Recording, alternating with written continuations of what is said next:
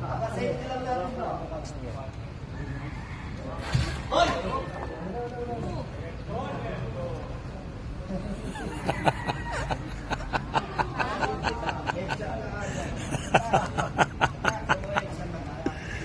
Loko-loko to si Elton.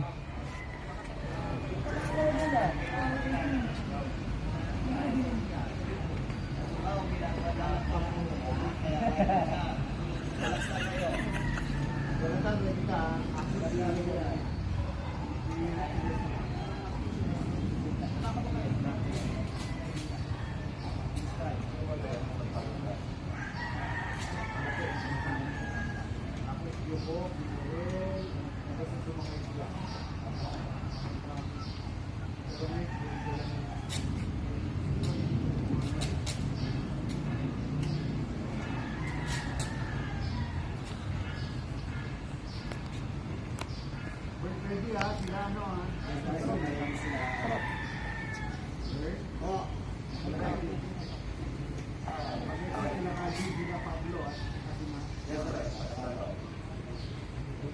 Okay, pwesto, saan kayo sila nagkaya?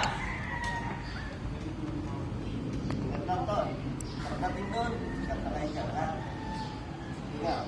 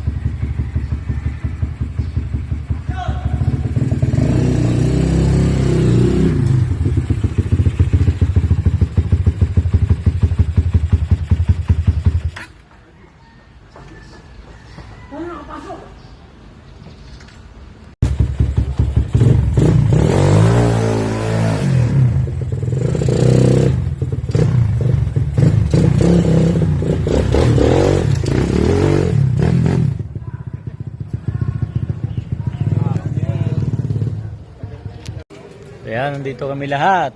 Oh, yan. Hello. Nandito yung artista natin, oh. Oh. Uy! Yo, yo, yo.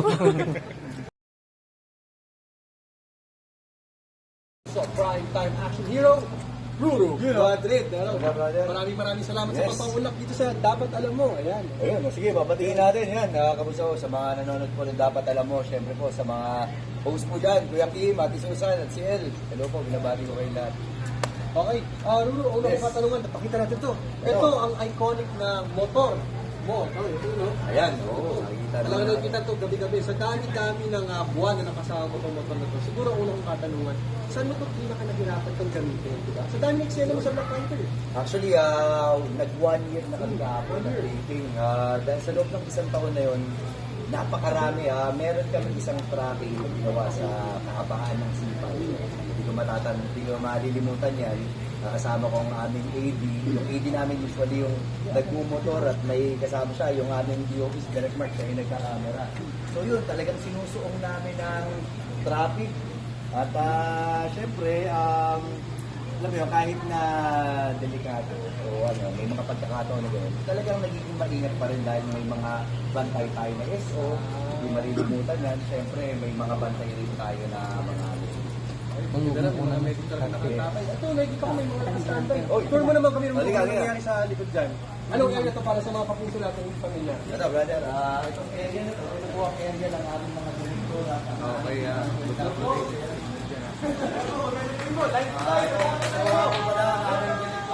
Electromed Pinesa ang Pogi.